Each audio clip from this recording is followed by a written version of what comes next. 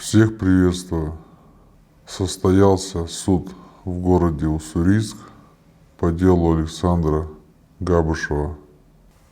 Суд состоялся прямо в психиатрической больнице в кабинете врачей-психиатров.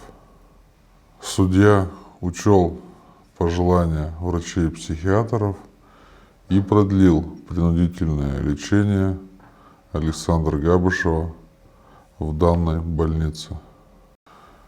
Правозащитник Александра Габышева Алексей Пряничников сообщает, что следующее заседание суда пройдет в стенах этого же кабинета лишь после майских праздников.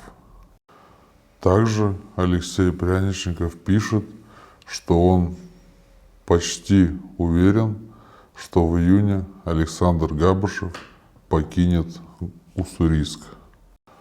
Возможно, у Пряничникова есть какая-то информация, которую он узнал при беседе с врачами-психиатрами в этом кабинете.